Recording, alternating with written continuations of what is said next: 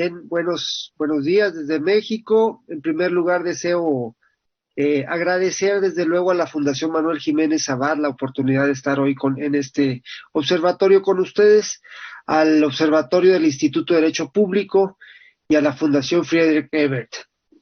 Bien, en particular, desde luego, a mis amigos José Tudela y Mario Collin. Inicio adelantando las conclusiones sobre la situación de México. Ciertamente hay fallos en el arreglo constitucional del federalismo mexicano, pero ha de considerarse fallos aún mayores en el diseño del sistema presidencial, especialmente en lo concerniente con los poderes del Congreso y del Senado de la República. Pasemos a las tres preguntas que Mario Collin nos pide contestar. Número 1. ¿Qué niveles de gobierno y qué instituciones se encargan de la gestión de las emergencias y la prestación de asistencia sanitaria? El sistema de distribución de competencias del federalismo mexicano del siglo XIX se inspiró en el modelo estadounidense de lista expresa de competencias de los poderes federales, por una parte, y por otra de competencias reservadas a los estados mediante la llamada cláusula residual. Pero el federalismo dual del siglo XIX ha dado paso a un sistema de distribución de competencias que en su gran mayoría son hoy concurrentes. La concurrencia se produce tanto en la función legislativa como en la ejecutiva. La materia de salud es concurrente. ¿Qué pertenece a cada orden de gobierno? La concurrencia tanto legislativa como ejecutiva se distribuye entre la Federación y los estados mediante una Ley General de Salud que aprueba el Congreso Federal, subrayo, aprueba el Congreso Federal, y cuya ejecución esta última distribuye entre la administración pública federal y la administración pública de cada estado. Es decir, es una ley y no la Constitución directamente la que hace la delimitación de competencias. La Ley General de Salud condiciona las competencias legislativas y ejecutivas de los estados y le atribuye al gobierno federal la coordinación de la gestión sanitaria multinivel en todo momento. Pero esta competencia de coordinación se vuelve todavía más intensa durante una epidemia. Así lo dice expresamente la Constitución y la Ley General de Salud. La Constitución mexicana prevé la declaratoria de emergencia sanitaria como facultad exclusiva del gobierno federal sin intermediación del Congreso. Una vez declarada, el presidente puede restringir derechos fundamentales y libertades públicas por decreto. Y además cabe destacar que el Congreso no cuenta con un poder constitucional de control del gobierno durante una pandemia. Es decir, el Senado no puede llevar a cabo un control territorializado sobre cómo se gestiona la pandemia en cada estado. Y aún hay que añadir que en México el Senado no participa en la aprobación anual del presupuesto o en sus reformas, ya que es competencia exclusiva de la Cámara de Diputados. Esto último abre la puerta a la discrecionalidad del presidente en el otorgamiento de apoyos económicos a los estados gobernados por su mismo partido político para reducir el impacto sanitario y económico de la pandemia. Ahora bien, existe un control dentro del propio Poder Ejecutivo Federal dispuesto por la Constitución para la gestión de las emergencias sanitarias. La Constitución, desde 1917, creó el Consejo de Salubridad General precisamente para el control de epidemias.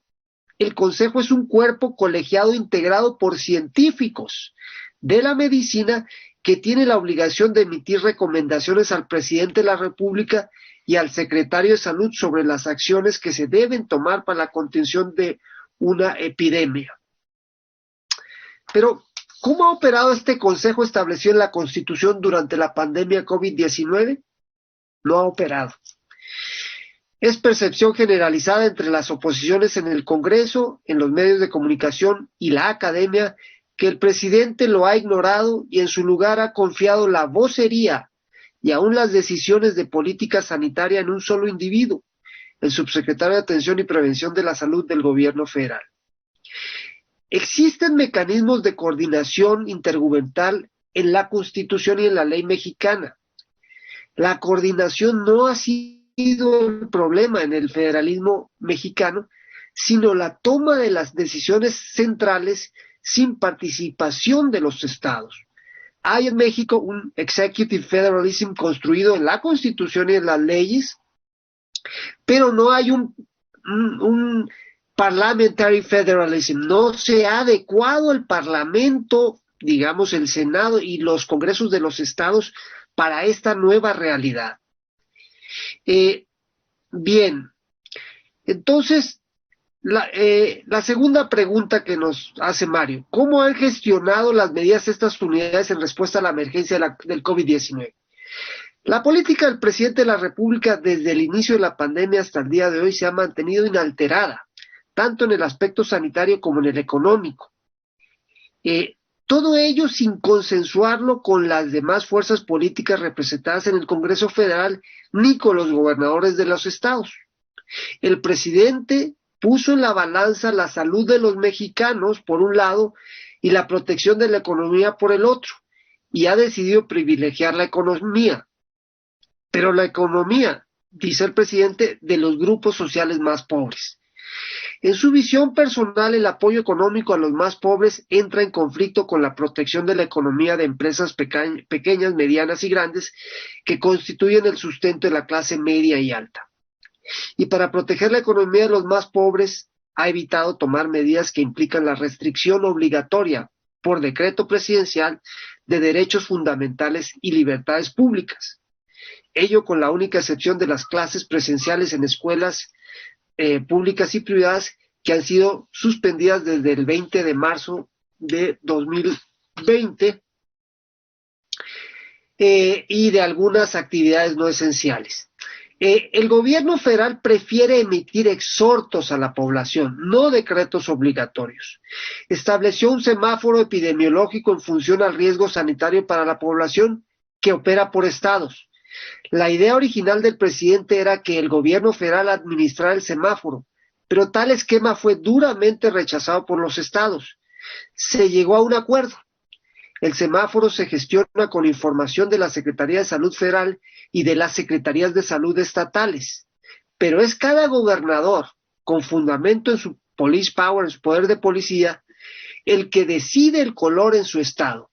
Y es el gobernador el que por decreto dispone las medidas restrictivas a los derechos humanos necesarias para salvaguardar la salud sin producir el colapso de sus economías.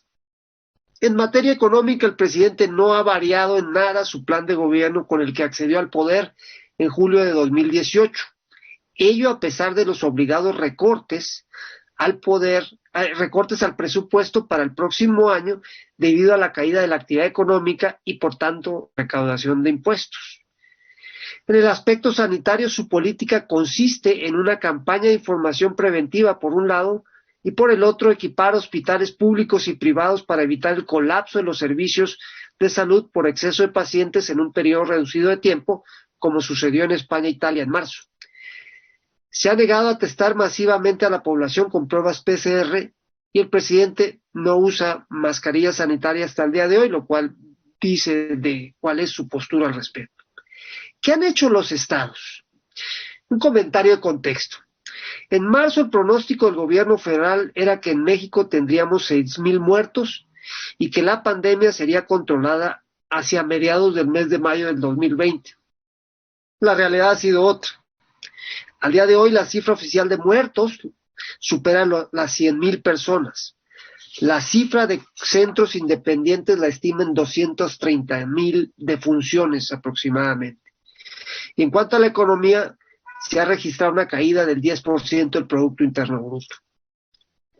Los gobiernos de los estados, al ver que el pronóstico de letalidad del COVID-19 del gobierno federal era equivocado, se desviaron de la política federal tanto en el aspecto sanitario como en el económico. En menor grado y sin estridencias los gobiernos estatales gobernados por el partido del presidente, y mediante una confrontación aguda y pública con el presidente, los gobiernos de 10 estados, esto es, los gobiernos de 1/3 de los estados de la República. En los estados sí se han establecido por decreto restricciones a los derechos fundamentales para proteger la salud y sí se han apoyado económicamente a las empresas, además de las familias e individuos, por decretos de los respectivos gobernadores. Los gobiernos de 10 estados de la República formaron lo que llaman la Alianza Federalista, desde la cual en grupo confrontan al presidente a través de los medios de comunicación y de redes sociales. Por un lado, cuestionan la inteligencia y la política sanitaria y económica presidencial, y por otro, el trato inequitativo que el presidente les otorga a los estados en cuanto a la distribución de recursos económicos por identidades de partido político. La Alianza Federalista exige una reconstrucción del federalismo, pero detrás de tal exigencia solo alcanzan a identificar el arreglo fiscal como una de las cuestiones a reformar. Tercera pregunta: ¿cuáles son las lecciones para el futuro? ¿Qué reformas se están abordando? 1. La Alianza Federalista solo propone una reforma profunda al arreglo federal para que los estados cuenten con recursos económicos suficientes para proveer el derecho a la salud en tiempos de normalidad y de pandemias. La idea es secundada por especialistas. A ello agregaría yo que es necesario ajustar igualmente los controles internos, parlamentarios y jurisdiccionales sobre los gobernadores establecidos en las constituciones de los estados, pues en los estados se reproduce el hiperpresidencialismo federal que ha facilitado corrupción, dispendio y negligencias impunes. Número 2. Es necesario someter a control parlamentario al presidente de México para declarar una emergencia sanitaria en todo el territorio nacional o en partes de él, en términos del artículo 27 de la Convención Americana de Derechos Humanos, y también construir un control parlamentario sobre el gobierno federal en tiempo real por la gestión sanitaria de la pandemia, pero sin posibilidad de censura vinculante. 3. Es necesario reconstruir el Senado de la República como Cámara de Representación de los gobiernos de los estados, para lo cual se requiere, en mi opinión, otorgarle 2 potestades expresamente en la Constitución: configurar procedimientos parlamentarios multinivel Senado, Congresos de los estados, y reformar la forma de integración del Senado mexicano. Telegráficamente, ya no existe el telégrafo, o en tweet, digámoslo, son las siguientes. 1. El Senado debe participar en la aprobación del presupuesto federal en tiempos de normalidad y en la reforma a los mismos para enfrentar pandemias, de tal manera que se fomente la equidad interterritorial y se deje a un lado las decisiones por partido político. 2. El Senado debe contar con el poder de supervisar a los secretarios del presidente en tiempo real cuando se manifiesta una pandemia, sin potestad de censura vinculante.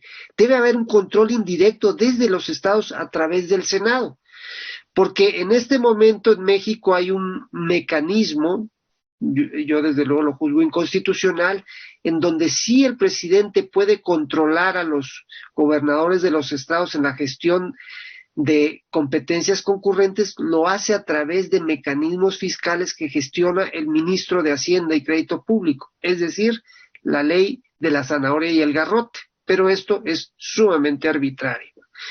3. El Senado debe configurar procedimientos parlamentarios multinivel para comunicarse con los congresos de los estados, de tal manera que los funcionarios de los estados tengan voz, no voto, en la toma de decisiones federales y en el control parlamentario del gobierno federal. 4, es necesario reformar la integración del Senado mexicano. Debe haber un senador elegido y removido por mayoría absoluta del Congreso del Estado a propuesta del gobernador. Ello para que el Senado no actúe exclusivamente, como lo hace ahora, en la lógica dictada por los dirigentes de los partidos nacionales. Esta es una propuesta que hemos venido comentando y reflexionando ya desde hace más de una década, que está inspirada en lo que fue la forma de integrar el Senado en el federalismo mexicano del siglo XIX, y que ahora, con cambios desde luego, pero es el principio subyacente en el Senado de la India, de Alemania y de Austria. Yo dejaría aquí mi intervención. Les agradezco su atención. Muchas gracias.